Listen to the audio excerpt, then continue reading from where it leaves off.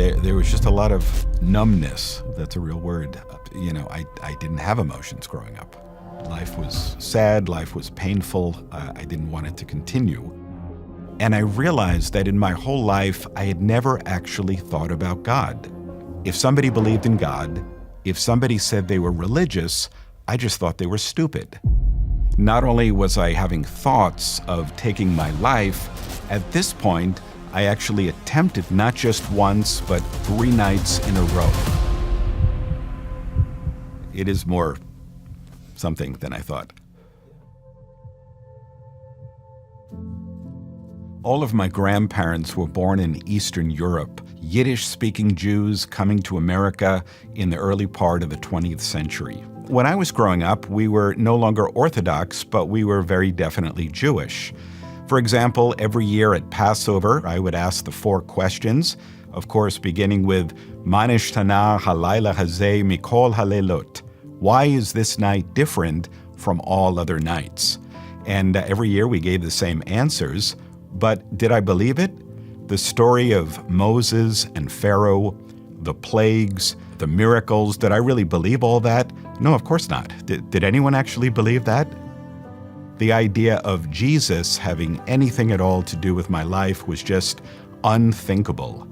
There was one time I remember I was young, I was at a mall or maybe a department store in December. They used to play the Christmas carols on the loudspeakers. And I heard things like, "O come, Emmanuel," and "Ransom captive Israel." And another one talks about little town of Bethlehem. And I thought, wait a minute, are we sure this has nothing to do with us? It doesn't sound that foreign. I suffered from severe depression. And even as a very young child, I was having thoughts of suicide. And I didn't really know why, because on the outside, things actually looked pretty good. So when I got to high school, my plan was very simple. Just keep my head down, hope that it doesn't last forever, and just try to get through it. And in college, I was a disc jockey, and that was something very new for me. And I could even say, for the first time in my life, I was having fun. But it didn't last. I started having the old feelings and the old thoughts that I had when I was growing up. But now it was a little bit different, because not only was I having thoughts of taking my life, at this point, I actually attempted suicide not just once, but 3 nights in a row by taking large amounts of pills and alcohol. After the 3rd night, I was found, and I was taken by ambulance to the hospital. It is more something than I thought. I went back home to New York, and while I was there, I learned some things about my family that I had never known before. For example, both of my grandfathers had actually committed suicide. And I would also later learn that one other, a great-grandfather back in the old country, did as well. The one point of optimism I had was having just hit rock bottom, I had nowhere to go but up. So I decided to give it a go, life. And I tried different jobs and different things, wasn't successful at anything, and I wasn't quite at the point of having the old thoughts. But I guess the best way I could explain it is I was maybe thinking about it. And then one day, out of the blue, I heard some very shocking news. A Jewish friend of mine came and told me that she now believes that Jesus is the Messiah. Right away, I started to say, what are you talking about? This isn't right. He's not for us. And by the next day, I realized I was very curious. And I realized that in my whole life, I had never actually thought about God. Prior to that, it was always very easy. If somebody believed in God, if somebody said they were religious, I just thought they were stupid. I wanted to begin at the beginning. So I started reading the book of Genesis. I read through it, I pored over it. All the while I was wrestling with the material. And by the time I finished the book of Genesis, I realized I was no longer just wrestling with an ancient text. I was wrestling with the living God.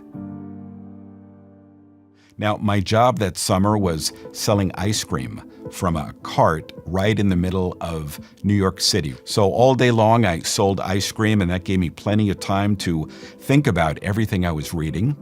And I decided I want to jump ahead and start reading about Jesus. I had never read the New Testament in my life.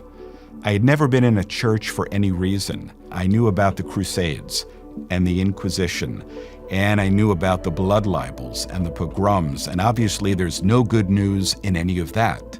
But now I'm going to the source. What in the world am I going to find in the pages of the New Testament?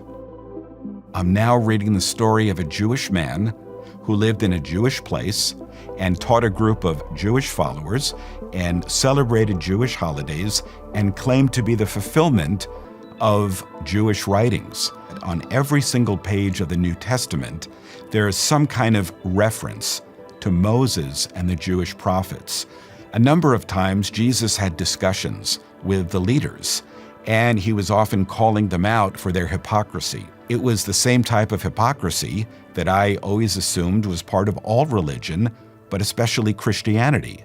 So here I am kind of siding with him. And I thought, well, that's interesting. Might even be true, but I don't want it. So the only thing I knew to do was start reading it again.